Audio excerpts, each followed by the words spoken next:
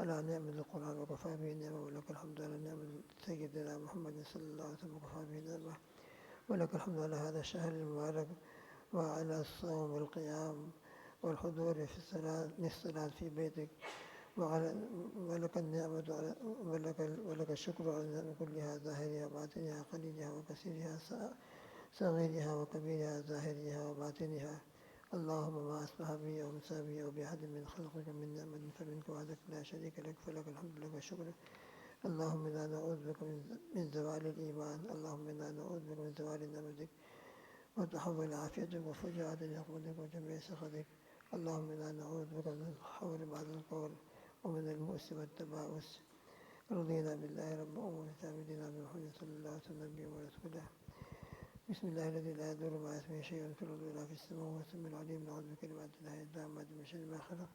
نعوذ بوجه الله الكريم، نعوذ بوجه الله العظيم الذي ليس شيء أعظم منه، وبكلمات الله التامات الذي لا يجاوزهن بر ولا فاجر، وبأسماء الله الحسنى من شر ما خلق ما علمنا منه ما لم نعلم، من شر ما خلق وذرأ وبرأ ما علمنا منه ما لم نعلم.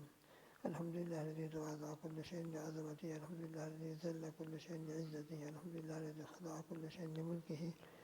ونشهد أن لا إله إلا الله وحده لا شريك له في ذاته وفي صفاته، إلها واحدا أحدا صمدا لم يتخذ صاحبة ولا ولدا ولم يكن له كفوا أحد. ونشهد أن سيدنا وشفيعنا وحبيبنا وسندنا ومولانا محمد عبده ورسوله، صلوات الله وسلامه على سيد الأولين والآخرين، إمام الأنبياء والمرسلين، شفيع المذنبين، رحمة للعالمين، قائد الغر المحجلين، سيدنا محمد وعلى آله وأصحابه وأزواجه وأتباعه أجمعين، وبارك وسلم تسليما كثيرا كثيرا كثيرا. أما بعد، نرشد اللهم صل على محمد وعلى آل محمد كما صليت على إبراهيم وعلى آل إبراهيم إنك حميد مجيد.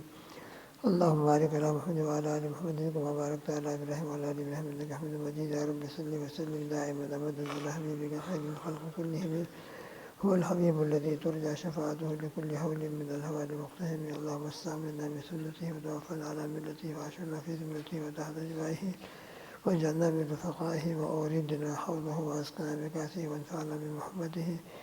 اللهم آمين. وارزقنا شفاعته يوم المحشر. اللهم آمين. اللهم أذلنا تحت ذل عرشك ولا ذل إلا ذلك. اللهم حسبنا حسابا يسيرا. اللهم أعطنا كتابنا بإيماننا ولا تعطنا كتابنا بشمائلنا ولا من وراء ظهورنا. اللهم أدخلنا ووالدينا وجميع أساتذتنا ومشايخنا وجميع أحبابنا وجميع أولادنا وأزواجنا وذرياتنا وأحبابنا ومحبينا ومحسنين وجميع أمتهم تعاثم الجنة بغير حساب بفضلك ومنك ورحمتك يا أكرم الأكرمين. اللهم آمين. اللهم صل على سيدنا محمد وعلى سيدنا محمد الفلف والرب بعدد كل ذرة، كل ما ذكره ذاكرون وكل ما غفر ذكر غافلون. وصل على جميع الأنبياء والمرسلين وعلى ملائكة المقربين، وصل على جميع المؤمنين والمؤمنات والمسلمين والمسلمات. رب اشرح لي صدري ويسر لي أمري واحلل عقدة من لساني يفقهوا قولي. سبحانك لا علم لنا إلا ما علمتنا إنك أنت العليم الحكيم. اللهم انفعنا بما علمتنا وعلمنا ما ينفعنا. اللهم رب زدنا علما. أما بعد، فأعوذ بالله من الشيطان الرجيم. بسم الله الرحمن الرحيم. يا أيها الذين آمنوا أوفوا بالعقود. وقال تعالى: يا أيها الذين آمنوا لا تحلوا شعائر الله، إلى آخر الآية. صدق الله العظيم وصدق رسوله النبي الكريم، ونحن على ذلك لمن الشاهدين والشاكرين، والحمد لله رب العالمين. بزرگان محترم، سورہ مائدہ کے ان آیتوں کے متعلق کچھ اس سے پہلے مذاکرہ ہوا تھا. اس صورت کے اندر زیادہ تر جو احکامات ہیں وہ عقود کے سلسلے کے ہیں، احکامات و فرائض وغیرہ کا بیان ہے. چنانچہ پہلی آیت: یا ایھا الذین آمنوا اوفوا بالعقود، اے ایمان والو، چونکہ تم ایمان لا چکے ہو لہذا ایمان کی بنیاد کے اوپر جو عقود ہیں، جو عہود ہیں، اللہ کے جو فرائض اور احکام ہیں ان کو پورا کرو. اور پھر اس کے آگے فرمایا: لا تحلوا شعائر اللہ، ایمان والو تم شعائر اللہ کو حلال مت سمجھو، یعنی شعائر اللہ کی بے حرمتی، بے عزتی نہ کرو، بلکہ کیا کرو؟ شعائر اللہ کا ادب احترام کرو، شعائر اللہ کی تعظیم کرو. اور اسی سلسلے میں بات چلی تھی ہماری کہ اس رکوع کے اندر اللہ سبحانہ وتعالیٰ نے جو جانور حلال ہے ان کا بیان فرمایا، جو حرام ہے ان کو بیان فرمایا۔ حلال جانور بہت بڑی نعمت ہے، اور اسی طریقے سے پھر نکاح کا تذکرہ آیا۔ نکاح بھی بہت بڑی نعمت ہے۔ اب ان نعمتوں کے استعمال کے بعد انسان کا دل چاہتا ہے کہ اپنے محسن کے سامنے جھک جائے۔ چنانچہ دوسرے رکوع کے اندر یا ایھا الذین آمنوا اذا قمتم الی الصلاۃ، اپنے محسن کے سامنے جھک جانے کی کیفیت کیا ہوتی ہے؟ وہی رکوع ہے، سجدہ ہے، نماز ہے۔ لہذا نماز پڑھنے کا خود بخود اللہ تعالیٰ کی نعمتوں کے استعمال کی برکت سے دل چاہتا ہے کہ ہم اللہ کی ان نعمتوں کا شکر ادا کریں، اور شکر ادا کرنے کے لیے اللہ کے سامنے سجدے کریں اور رکوع کریں۔ لہذا نماز کے لیے وضو ضروری ہے، اس لیے وضو اور غسل کا تذکرہ دوسرے رکوع کے اندر بیان فرمایا ہے۔ چنانچہ اللہ سبحانہ وتعالیٰ فرماتے ہیں یا ایھا الذین آمنوا اذا قمتم الی الصلاۃ فاغسلوا وجوہکم وایدیکم الی المرافق وامسحوا برؤوسکم وارجلکم الی الکعبین۔ اس میں جو 4 فرض ہیں ان کا تذکرہ ہے، اور جو تفسیر پڑھ چکے ہیں اور جن کے سامنے تفسیر کی کتابیں ہیں، وہ اس آیت میں کون سے اعضاء مغسول ہیں اور کس پر مسح کرنا ہے وہ الحمدللہ معلوم ہے۔ چنانچہ فرماتے ہیں فاغسلوا وجوہکم وایدیکم الی المرافق کا عطف جو ہے فاغسلوا وجوہکم پر ہے، تو اپنے چہروں کو دھونا ہے، اپنے دونوں ہاتھوں کو مرفق کوہنیوں کے سمیت دھونا ہے۔ پھر اس کے بعد وارجلکم الی الکعبین بھی اسی سے تعلق رکھتا ہے، اپنے دونوں پیروں کو بھی کعبین ٹخنوں سمیت دھونا ہے۔ اور وامسحوا برؤوسکم، یہاں پر مسح ہے، غسل نہیں ہے۔ تو 3 اعضاء کے لیے غسل کا لفظ ہے، غسل کا حکم ہے، اور ایک عضو کے لیے مسح کا حکم ہے۔ غسل اور مسح میں فرق ہے۔ غسل کے اندر جس کو انگلش کے اندر واش کہتے ہیں، پانی ہاتھ میں لے کر اپنے اعضاء وضو کے اوپر اتنا ڈالنا ہے، نہ تقطیر ہو، نہ بہت کمی ہو، نہ بہت افراط و زیادتی ہو۔ اتنا بھی پانی انسان بہائے کہ فضول خرچی کے اندر آ جائے اور پانی کا بیجا اسراف ہو تو وہ بھی نہ ہونا چاہیے۔ اور پانی اتنا کم ہو کہ ہم اپنے چہرے اور ہاتھ کے اوپر اتنا پانی بھی نہ ڈالیں کہ جس کے نتیجے میں اس کو ہم غسل کہہ سکیں۔ اور غسل ہونے کے لیے کم سے کم یہ ضروری ہے کہ تقاطر ہو، چہرے پر پانی ڈالا جائے، چہرے پر سے پانی ٹپک رہا ہو، قطرے اور ڈراپس ٹپک رہے ہوں۔ اسی طرح ہاتھ جس کے لیے واش ضروری ہے، ہاتھ کے اوپر اتنا پانی ڈالا جائے کہ قطرے ٹپک رہے ہوں، اور پیروں کے لیے بھی۔ اس لیے 3 اعضاء کے دھونے کے لیے، 3 اعضاء کے لیے غسل ہے، اس لیے چہرے پر پانی ڈالنا ہے۔ ہاتھ میں پانی لے کر چہرے پر پانی ڈالیں گے، ایسا نہ ہو کہ ہاتھ میں پانی لے ہوئے اور چھوڑ دیں اور پھر یوں کریں گے، یہ غسل نہیں ہوگا، بلکہ یہ سرف میں جیسا مسح ہوتا ہے یہ مسح ہو جائے گا۔ مسح کہتے ہیں بھیگا ہوا ہاتھ پھیرنا۔ تو اگر ہم نے ہاتھ میں پانی لے کر پھینک دیا اور پھر اس کو ہم چہرے پر ہاتھ ملیں گے اور پھرائیں گے تو مسح ہوگا، یہ غسل نہیں ہوگا۔ پہلے بھی بات آ چکی ہے۔ لہذا چہرے کے لیے بہت توجہ کے ساتھ ہم کو ضروری ہے کہ ہم ہاتھ میں پانی لے کر چہرے پر پانی ڈالیں، اور اس طریقے سے چہرے پر پانی ڈالنا ہے کہ پیشانی کے بالوں سے لے کر نیچے تک، تھوڑی کے نیچے تک، اور کان کے ایک لو سے دوسرے لو تک پورا چہرے پر پانی آ جائے۔ ایک بال کے برابر بھی جگہ خشک اور ڈرائی نہ رہے۔ لہذا آنکھیں بند کر کے آنکھوں کا کارنر ہے وہاں بھی ہم پانی پہنچائیں۔ کلی کرنا ہمارے یہاں وضو میں سنت ہے، فرض نہیں ہے، البتہ غسل میں فرض ہے۔ تو کلی جو ہے یہ منہ کے اندر کا حصہ ہے۔ جو عضو جو چہرے کا باہر کا حصہ نظر آ رہا ہے وہاں تک پانی پہنچانا ہے۔ آنکھوں کے اندر پانی ڈالنا ضروری نہیں ہے، لیکن آنکھ بند کر دیں گے تو جو حصہ ہم کو نظر آ رہا ہے وہاں تک پانی پہنچنا ضروری ہے۔ اور اتنا پانی پہنچنا ضروری ہے کہ جب اپنے ہاتھ کو ہٹا لیں ہم، تو ہاتھ کے ہٹانے کے بعد چہرے پر سے قطرے ٹپک رہے ہوں، تقاطر ہو رہا ہو، اتنا کم سے کم پانی چہرے پر ڈالنا چاہیے۔ اس لیے بعض مرتبہ ہم ہاتھ میں پانی لیتے ہیں اور اپنے نادانی ہو یا مسئلے سے واقفیت ہو، مسئلہ معلوم نہ ہو، ہاتھ میں پانی لے کر چھوڑ دیتے ہیں ہاتھ کو، اور پھر یوں کریں گے ہم، تو یہ وضو نہیں ہوگا، یہ غسل نہیں ہوگا، یہ مسح ہوگا۔ اس لیے ہاتھ میں پانی لے کر چہرے پر ڈالا جائے اور پھر رب کرتے ہوئے ملتے ہوئے پانی کو چہرے پر سے اس طرح گزارا جائے کہ چہرے پر سے پانی کے قطرے نیچے ٹپک رہے ہوں. پھر سے تو ہاتھ کے لیے بھی ہاتھ کو مرفق کے ساتھ دھونا ہے. انگلیوں تو ہاتھوں کو ہم پانی لیں اور باقاعدہ اس طریقے سے کریں، بینڈ کر دیں اور بینڈ کر کے ہاتھوں کو کور کریں اور رب کریں، مل کر دھونا ہے جس کو یہ ہونا چاہیے تاکہ ہاتھوں کے اندر جو مسامات ہیں، چھوٹے چھوٹے ہول ہیں، وہ ہول کے اندر بھی پانی اچھی طریقے سے پہنچ جائے. کوئی جگہ بھی ایسی باقی نہ رہے کہ جہاں پانی نہ پہنچے، تو جا کر وہ ایدیکم ادھر مرافق. تو خالی ہم ہاتھ میں ڈال دیں گے اس طرح کرتے رہیں گے تو تب تک یہاں پانی نہ پہنچے. پانی یہاں پہنچنے سے رہ جائے، اسے پانی لے کے بالکل اس طرح کریں، اس طرح ملیں اور مل کر پھر یوں کریں، اوپر کبھی ہو جائے نیچے کبھی ہو جائے، اور پھر اس طریقے سے کرتے ہوئے دونوں ہاتھوں کو دھوئیں، رب کرتے ہوئے ملتے ہوئے. تو انشاءاللہ وہ ایدیکم الی مرافق ہوگا. اور پیروں کے لیے بھی اس طرح ہونا چاہیے کہ پیروں کے اندر ہم اس طریقے سے پاؤں کو دھوئیں کہ پیچھے کا حصہ بھی اچھی طرح سے کور ہو جائے، نیچے کا حصہ بھی، اور انگلیوں کا خیال بھی کرتے رہیں. ایک مرتبہ حضور پاک صلی اللہ علیہ وسلم نے کسی کو دیکھا کہ پیچھے کا حصہ ذرا خشک تھا، پانی نہیں پہنچا تھا، اور جب پورا پیر بھیگ گیا ہو اور تھوڑا حصہ خشک رہ جائے تو چمکتا ہے، وہ نظر آ جاتا ہے. تو اللہ کے پیارے حبیب صلی اللہ علیہ وسلم کو نظر آ گیا تو نبی کریم صلی اللہ تعالیٰ علیہ وسلم نے فرمایا ویل للعقاب من النار، ویل للعقاب من النار، اگلی والوں کے لیے جہنم کا عذاب ہے، ویل ہے. مطلب کیا تھا؟ مطلب کہ وضو تو کیا ہے لیکن وضو کے اندر توجہ نہ ہونے کی وجہ سے پیچھے پانی نہیں پہنچا، پیچھے ٹخنوں تک پانی نہیں پہنچا. تو اس کے نتیجے کے اندر آپ صلی اللہ تعالیٰ وسلم نے یہ ارشاد فرمایا، لہذا دونوں پیروں کو ٹخنوں کے سمیت اس طریقے سے دھونا ہے کہ ٹخنے آگے اور پیچھے اور پیر کے اوپر کا اور نیچے کا حصہ اور انگلیوں کے درمیان میں خلال کرتے ہوئے پورا پیر اچھی طریقے سے پانی پہنچ جائے وہاں پر. اسی طرح ہاتھ کی انگلیوں کا بھی خلال کرنا ہے، ڈالی کا بھی خلال کرنا ہے.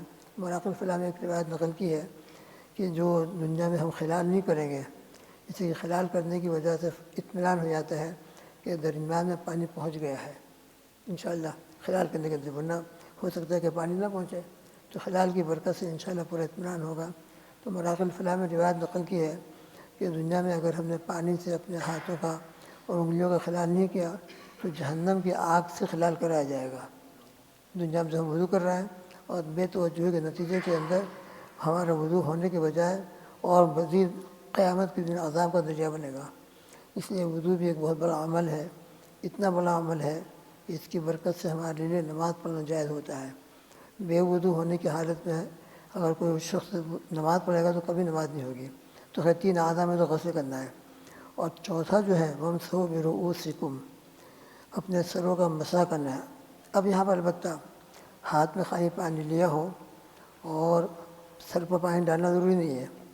مسح کہتے ہیں ہاتھ پر خالی پانی بھیگا ہوا، پانی سے ہاتھ بھیگا ہوا ہو اور بھیگے ہوئے ہاتھ کو اپنے سر پر پھیر لیں. لیکن اس کے اندر بھی اس کا ہم ذرا توجہ کریں اور اہتمام سے مسح ہونا چاہیے. ہمارے ہاتھ جو ہے باقاعدہ بالوں سے ٹچ کر رہے ہوں.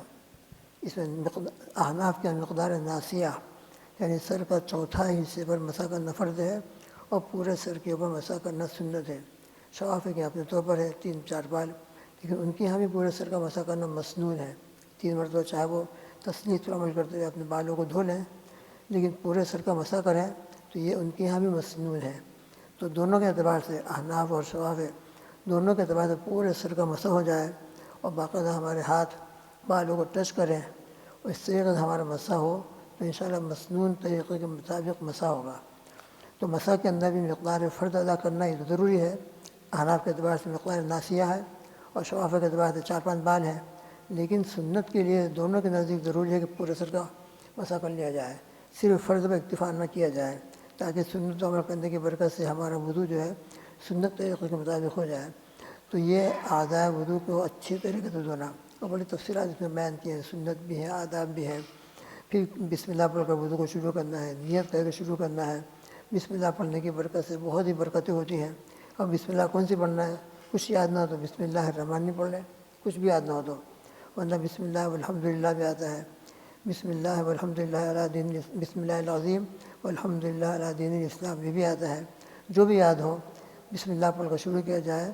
بغیر بسم اللہ کے اگر وضو کیا جاتا ہے تو خیر وضو تو ہو جائے گا احناف کے اعتبار سے بھی اور نماز پڑھنا جائز ہو جائے گا، لیکن وضو کی وجہ سے جو برکتیں ہوتی ہیں، گناہوں سے معافی ہوتی ہے اور گناہ ہمارے وضو کی وجہ سے دھل جاتے ہیں، وہ کیفیت حاصل نہیں ہوگی۔ یہ بسم اللہ پڑھ کے نیت کر کے شروع کیا جائے، اور اس کے بعد علامہ شامی رحمۃ اللہ علیہ کی اگر ہم تحقیق دیکھ لیں اور انہوں نے جو اس موقع پر بیان کیا ہے، تو شاید پورا وضو ذکر سے بھرا ہوا ہوگا، شروع سے لے کر آخر تک بات کرنے کا موقع ہی نہیں ملے گا۔ اس لیے بلا ضرورت بات کرنا ہمارے فقہاء نے مکروہ لکھا ہے۔ بہت ضروری امپورٹنٹ بات ہو، بہت ضروری بات ہو تو خیر کر سکتے ہیں، ورنہ وضو جو ہے توجہ کے ساتھ، ہم تو کہتے ہیں بسم اللہ شروع میں پڑھنا ہے، علامہ شامی فرماتے ہیں ہر عضو کے شروع میں پڑھو، چہرہ دھو تب بھی دھو بسم اللہ پڑھو، ہاتھ دھو تب بھی بسم اللہ پڑھو، مسح کرو تب بھی بسم اللہ پڑھو، ہر عضو کے شروع میں بسم اللہ۔ اور اسی طریقے سے درمیان میں کلمہ شہادت بھی پڑھتے رہو، درمیان میں حضور پاک صلی اللہ تعالی وسلم پر صلاۃ اور سلام بھی بھیجتے رہو۔ اور پھر اس کے علاوہ ہمارے فقہاء نے اور دعائیں بیان کی ہیں، اگرچہ وہ دعائیں احادیث سے ثابت نہیں ہے، لیکن پھر بھی ہر موقع کی دعا ہے، کلی کرنے کی ہے، ناک میں پانی ڈالنے کی ہے، چہرہ دھونے کا بہت مناسب دعا ہے۔ تو خالی نفس دعا کے اعتبار سے اگر ہم دعا پڑھ لیں، یہ نہ سمجھیں کہ سنت ہے باقاعدہ، لیکن نفس دعا تو مطلقاً گنجائش ہے۔ لہٰذا چہرہ دھو رہے ہیں تو اللہم بیض وجہی یوم تبیض وجوہ وتسود وجوہ، داہنا ہاتھ دھو رہے ہیں تو اللہم آتنی کتابی بیمینی ولا تعطنی کتابی بشمالی ولا من وراء ظہری، پھر آتنی کتابی بیمینی، اور بائیں ہاتھ دھو رہے ہوں تو اللہم لا تعطنی کتابی بشمالی ولا من وراء ظہری، سر کا مسح کر رہے ہوں تو اللہم اذلنی تحت ظل عرشک یوم لا ظل الا ظلک، گردن کا مسح کرتے ہیں تو اللہم اعتق رقبتی من النار، کانوں کا مسح کر رہے ہوں تو اللہم اجعلنی من الذین یستمعون القول فیتبعون احسنہ۔ تو ہر دعا جو ہے اپنے عضو کے اعتبار سے بہت مناسب دعا ہے۔ سیدھا پیر دھو رہے ہوں اللہم ثبت قدمی علی الصراط المستقیم یوم تزل الاقدام، بہت مناسب دعا ہے، ورنہ پل صراط پر سے گزرتے وقت پتہ نہیں ہمارے قدم ٹھہریں گے کہ نہیں ٹھہریں گے، تو وہ دعا ہو رہی ہے کہ اللہ جہاں پیر پھسل رہے ہوں گے اور ڈگمگا رہے ہوں گے، یا اللہ ہمارے پیروں کو ثابت قدمی عطا فرما۔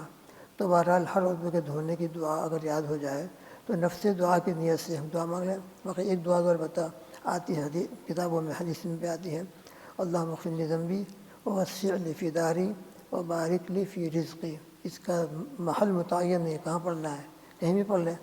تو یہ دعا اور بتا حدیث سے ثابت ہے کہ وضو کے درمیان میں دعا پڑھ لیا، اس کی برکت سے گھر میں وسعت ہوتی ہے، رزق میں برکت ہوتی ہے، بہت مجرب دعا ہے۔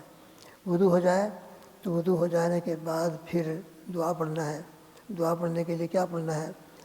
علامہ شامی نے اس موقع پر جو ترتیب ہے، اور اگر اس میں ایک دو بات اور ملا لی جائے تو انشاءاللہ بہتر ہوگا، وہ یہ ہے کہ وضو کے بعد کلمہ شہادت پڑھیں ہم، کلمہ شہادت اشہد ان لا الہ الا اللہ وحدہ لا شریک لہ واشہد ان محمدا عبدہ ورسولہ، اور اس کے بعد اگر درود شریف پڑھ لیں تو انشاءاللہ بہت اعلیٰ درجہ ہوگا۔ اور درود شریف پڑھنے کے بعد پھر اللہم اجعلنی من التوابین واجعلنی من المتطہرین، بیشتر دور کے اندر اس کے ساتھ اور ملایا ہے واجعلنی من الذین لا خوف علیہم ولا هم یحزنون۔ پھر حسن حسین کی ایک دعا ملا لیں ہم، جو تعلیم کے بعد کی دعا ہے۔ ہر تعلیم کے بعد جو ہم دعا پڑھتے ہیں سبحانک اللہم وبحمدک ونشہد ان لا الہ الا انت نستغفرک ونتوب الیک، یہ بھی دعا پڑھ لی جائے تو انشاءاللہ یہ دعا پڑھنے کی برکت سے حسن حسین والی جو دعا ہے، اور نسائی شریف کی جو دعا ہے کلمہ شہادت، نسائی شریف کی روایت میں کہ جو وضو کرے اچھی طرح وضو کرے، اسباغ وضو کرے، اور اسباغ وضو کے لیے بہت ضروری ہے کہ ہمارا وضو مسواک کے ساتھ ہو، اس لیے کہ مسواک بہت اہم سنت ہے، اور صرف وضو کی سنت نہیں ہے بلکہ اس کو دین کی سنت کہا گیا ہے۔ بہت سے مواقع پر جہاں وضو نہیں ہے لیکن مسواک ہے، لہٰذا وضو کے وقت میں تو خاص کر مسواک پر عمل کرنا بہت ہی زیادہ ہمارے وضو کو مکمل بنانے والا ہوگا۔ تو اسباغ وضو کے لیے بہت ضروری ہے کہ ہم مسواک کی عادت ڈالیں، مسواک ہمیشہ اپنے ساتھ رکھیں، گھر پر بھی ہو، ہمارے پاکٹ میں بھی ہو، تاکہ اتفاق سے اگر مسجد میں وضو کرنے کا موقع آ جائے تو ہمارا مسجد والا وضو بھی بغیر مسواک کے نہ ہو۔ اور گھر پر تو ہوتا ہی ہے ماشاء اللہ ہر ایک کے یہاں، تو گھر پر بھی مسواک رکھیں، لیکن ایک مسواک ایکسٹرا اپنے پاس بھی رکھیں تاکہ مسجد میں اگر وضو کا موقع ہے تو ہمارا یہ وضو مسواک کے ساتھ ہو۔ تو اسباغ وضو کے لیے مسواک بہت ضروری ہے۔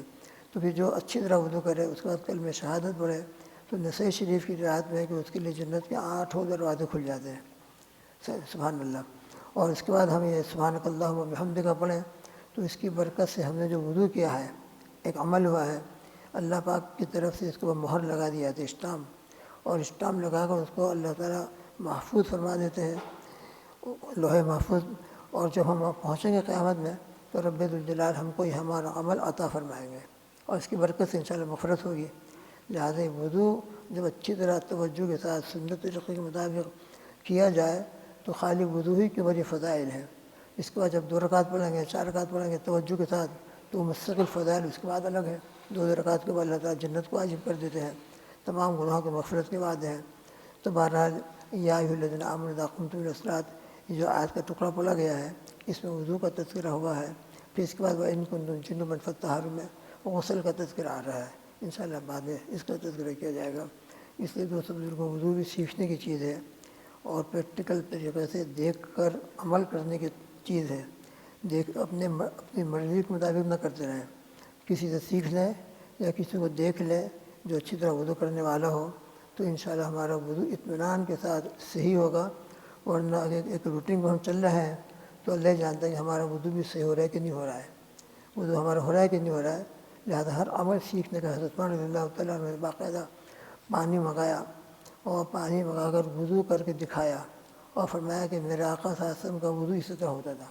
لہٰذا یہ بھی موقع ہو تو اس کا بھی مذاکرہ عملاً بھی ہو جائے، کبھی موقع آ جائے تو یہ بھی ہمارے لیے بہت مفید ہوتا ہے، بچوں کے لیے مفید ہوتا ہے، بلکہ بڑوں کے لیے مفید ہوتا ہے، تاکہ ہماری مسٹیک جو اتفاق ہو رہی ہو تو اس کی اصلاح ہو جاتی ہے. اللہ تعالیٰ ہمارے وضو کو بھی درست فرمائے اور غسل کو بھی درست فرمائے، پھر اس کے بعد نماز بھی اللہ تعالیٰ صحیح فرمائے. اس لیے ایک دعا بھی آتی ہے، اللہم انا نسألک تمام الوضو و تمام الصلاۃ و تمام رضوانک و تمام مغفرتک. یہ اللہ میں وضو مکمل مانگتا ہوں، تمام وضو ادھورا نہ ہو، انکمپلیٹ نہ ہو، بلکہ تمام وضو اور تمام الصلاۃ، اللہ نماز بھی مکمل ہو، سنت طریقے کے مطابق ہو، رکوع صحیح ہو، سجدہ صحیح ہو، تعدیل ارکان ہو، رکوع اور سجدے کی تسبیحات ہو رہی ہو. بہرحال اس طریقے سے نماز بھی مکمل ہو. اللہ تعالیٰ ہم سب کو اپنے فضل سے قرآن پاک کی ہدایتوں پر عمل کی توفیق عطا فرمائے، اخلاص عطا فرمائے، اور وضو کی برکت سے قیامت کے دن اللہ تعالیٰ ہم کو غر محجل بنائے. اور نبی کریم صلی اللہ علیہ وسلم جن کی ایک صفت آتی ہے قائد غر المحجلین، کہ آپ غر محجلین کے قائد ہوں گے. اللہ تعالیٰ ہم کو وضو کی برکت سے آپ صلی اللہ تعالی وسلم کی قیادت میں ہمارا حشر مقدر فرما دے کہ اب آپ کی لواء الحمد کے نیچے ہوں ہم، اور آپ کے اور صحابہ کے زمرے میں اور عباد صالحین کے زمرے میں ہمارا حشر ہو رہا ہو، اور ہماری مسورات کا صحابیات اور اسی طرح سے امہات المؤمنین ازواج مطہرات بنات طاہرات کے ساتھ اللہ ان کا حشر مقدر فرمائے. اپنے فضل سے اللہ پاک ان عمل کی توفیق عطا فرمائے. اللہم آمین. سبحان اللہ بحمدہ، سبحانک اللہم و بحمدک، ونشہد ان لا الہ الا انت، نستغفرک ونتوب الیک. وصلی اللہ تعالی علی خیر خلقہ محمد وعلی آلہ واصحابہ وازواجہ واتباعہ اجمعین. سبحان ربک رب العزۃ عما یصفون وسلام علی المرسلین والحمد للہ رب العالمین برحمتک یا ارحم الراحمین.